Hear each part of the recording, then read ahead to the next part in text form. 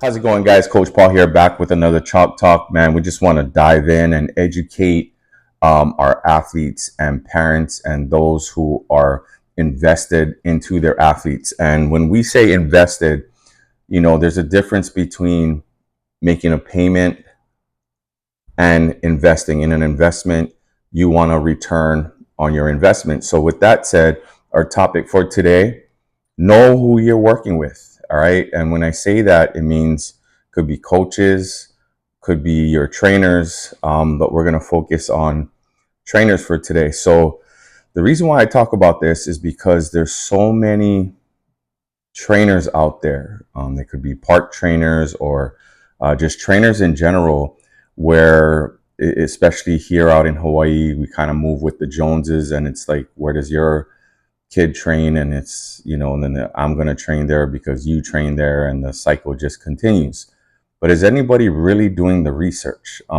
This right here, I really, I guess, take personal in a sense, because not just because of I do it as a profession, and when I see others out there charging people for what they claim they can do for athletes, to me, it's not fair. So just educating parents, and I don't knock trainers out there. I don't.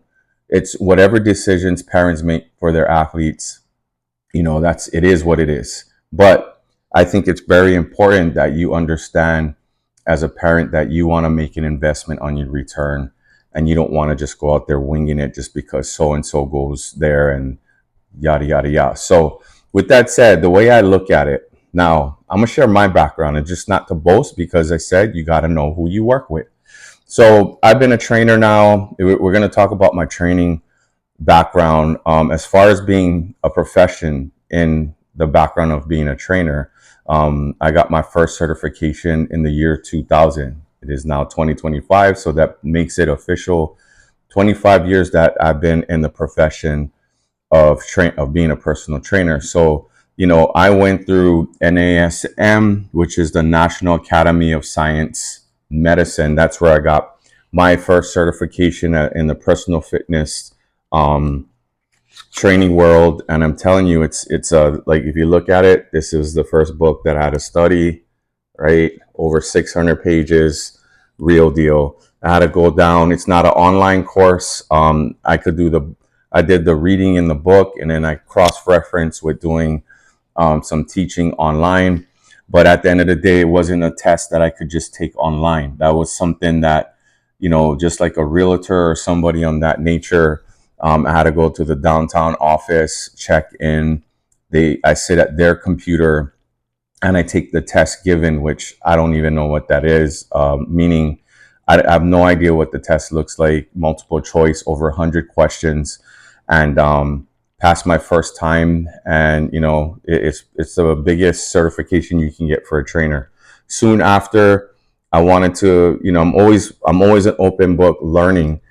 Soon after, I got my sports performance certification. This is where you get the game changer again, over 6 page um, study, and had to go in, take the test, the same thing. I got my certification in speed, agility, quickness. I got my cert in coaching football. I am a lifeguard certified.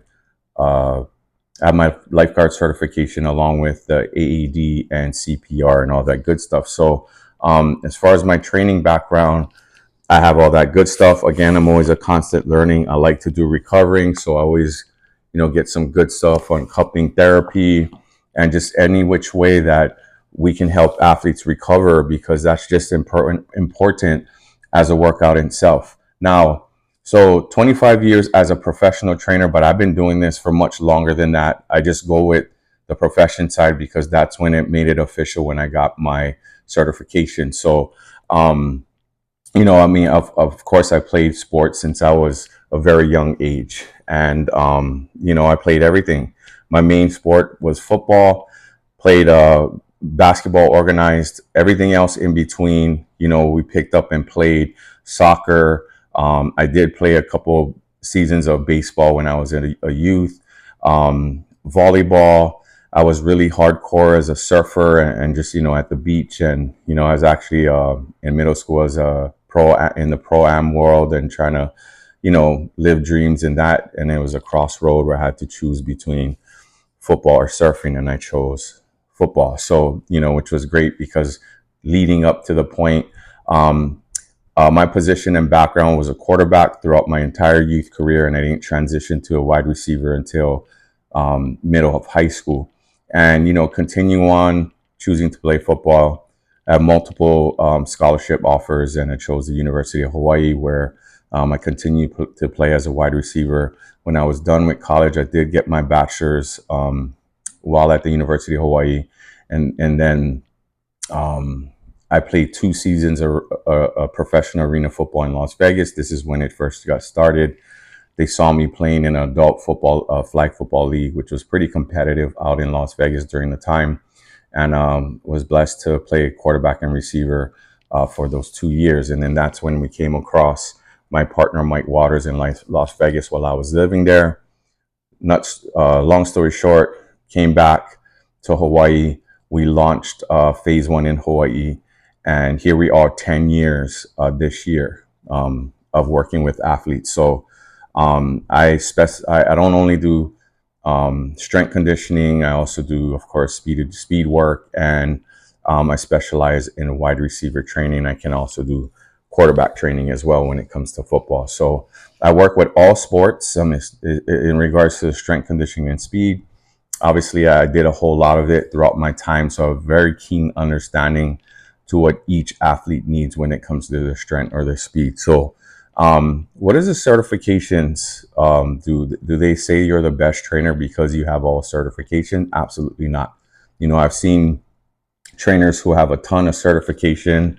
They're bookworms, and they don't live the lifestyle. They've never done it, and they can say a whole lot of stuff, but in regards to applying it is a whole different ballgame. So we kind of have the best of both worlds here.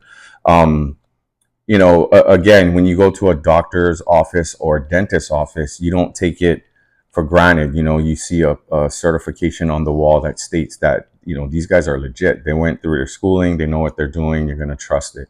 Same thing here. So again, do your background. That's my background. And here's the biggest one. 10 years in the game in Hawaii, and we've helped hundreds of high school athletes get to college. We help a ton of youth athletes get to the next level. And we also work with a dozen professional athletes, in the off season and as well, not just in football, but other sports. So, I think proof is in the pudding when you look at it. So again, do your research. You can call me. We can talk story. We can, I'll give you more insight into a whole lot of stuff that involves, just getting your athletes to the level that they can. So again, now it's very important you do your research. I see a lot of trainers, especially here in Hawaii, they claim to be this and they claim to be that. I even see coaches who are leading big organizations where I'm not saying a specific sport. It could just be overall, where I know these people, you know what I mean? I know their backgrounds. I know where their athletic background is, or even overall. I'm just like, how is this even happening? All right.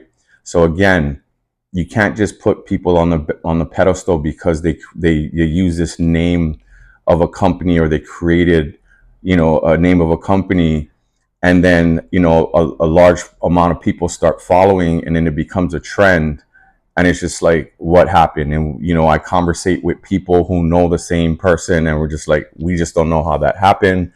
But at the end of the day, I'm not going to badmouth people with names or anything like that. Is, again, do your research. When you are going to invest money into your child in their athletic career, know what you're investing in. You want a return on that investment. You don't want to just pay someone assuming that this is how they get better. All right. Now, in regards to some of these clinics, you have out there for sports, again, know what clinics you're joining. Like, are you joining it because it's the trend? Did you do your research and due diligence on who's running it? That way, what you're getting is actually even worth going to, right? Even if it's a free clinic. I mean, you want to know who's running it, because what you're what your child is going to engage in at that clinic, it matters because they might learn things that aren't worth learning or might take them backwards than go forward.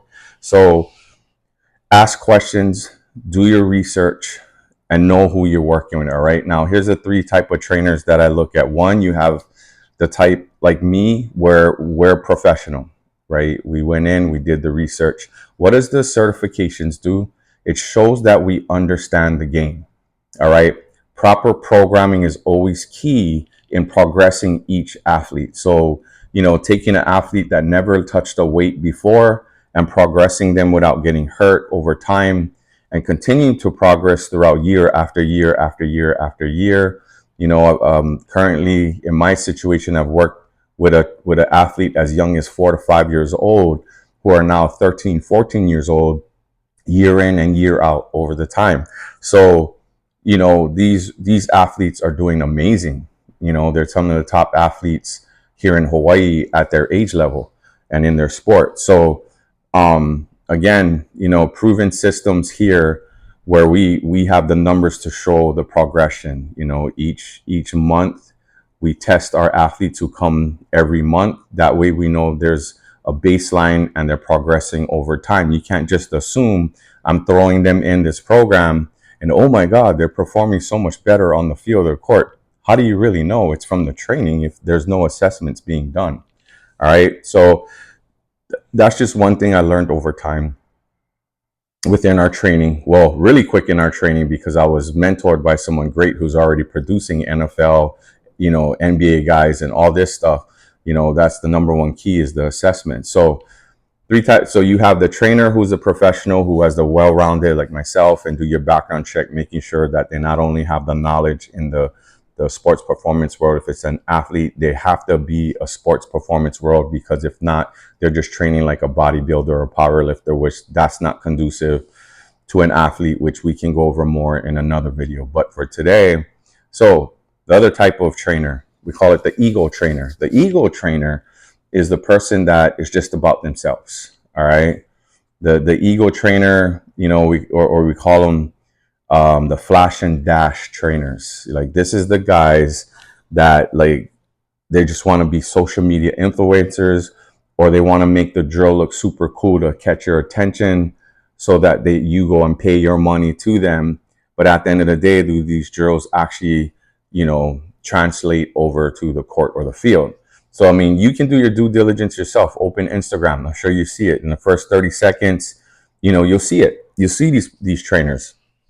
Some of these performance coaches, like you'll see them they'll do workouts themselves, like where they're balancing on a Bosu ball, holding a kettlebell in one hand and waving a resistant band in the other. Like they're doing all these tricks because what happens in the influencers world, they have to make it look cool, right?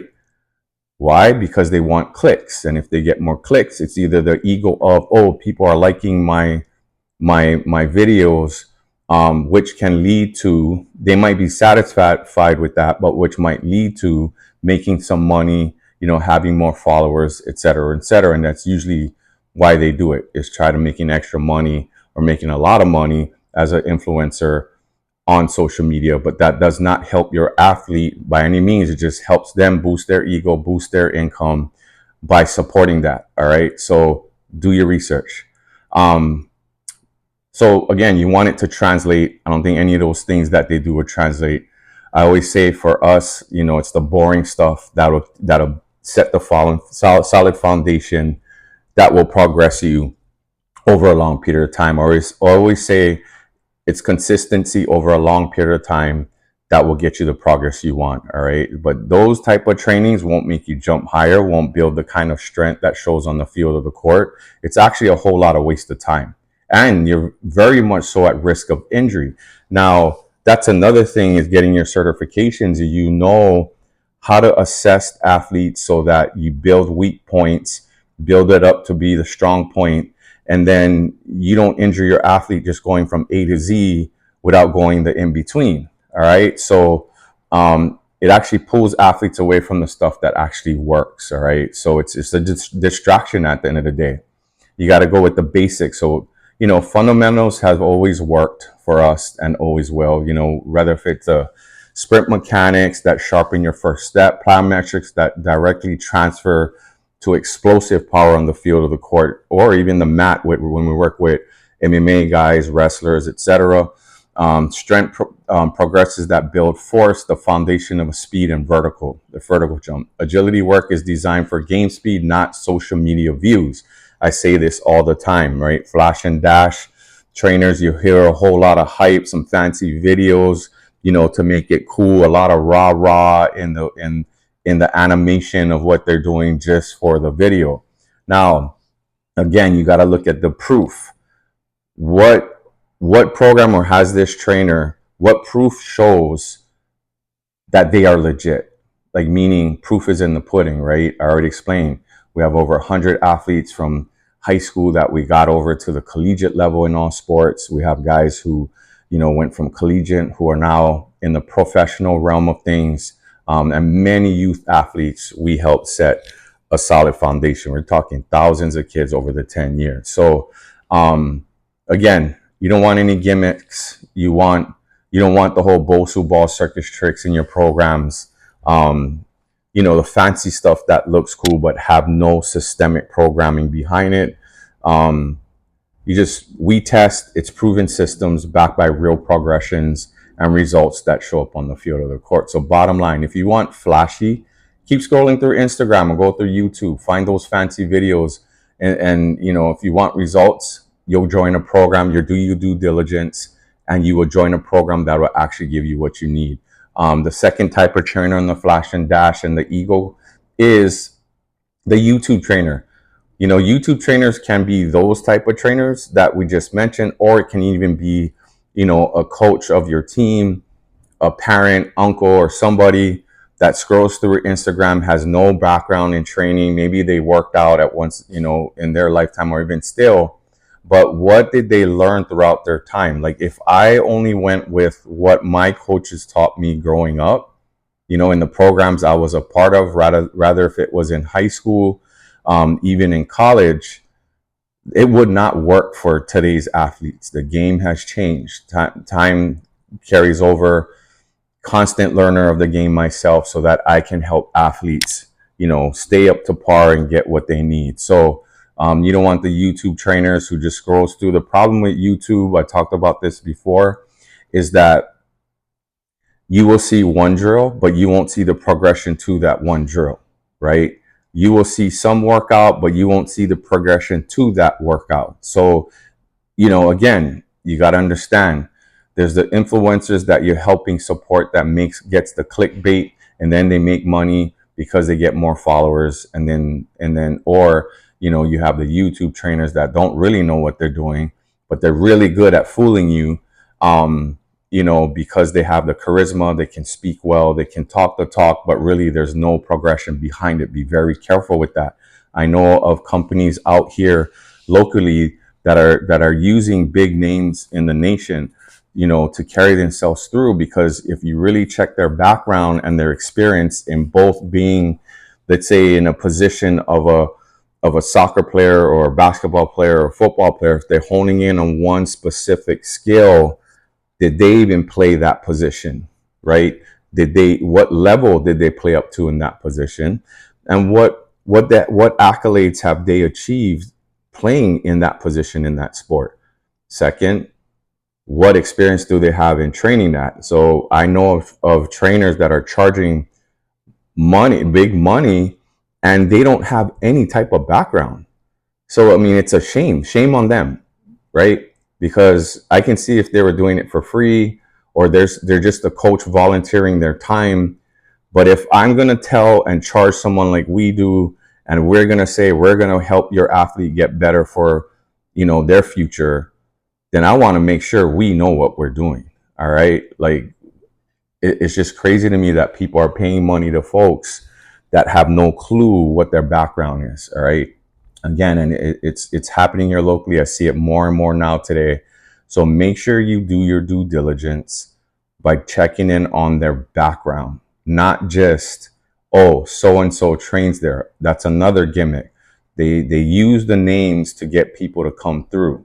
Here in what we do in phase one, we've been 10 years, doing this. Like I don't ever go into the realm of training guys just for clickbait or just for people to think that, oh, I got to train there because that NFL guy trains there or that boxer trains there, so forth and so forth. Like everything we do is an up and up. And I want to make sure that clients come through because they understand they're going to get what they need out of it. Right. Not the, again, back to the investment on the return. So with that said, guys, a long video here. Any more questions, just go to our website. We have a lot of great programs for you. www.p1hawaii.com. Coach Paul signing out. Take care. God bless. Peace.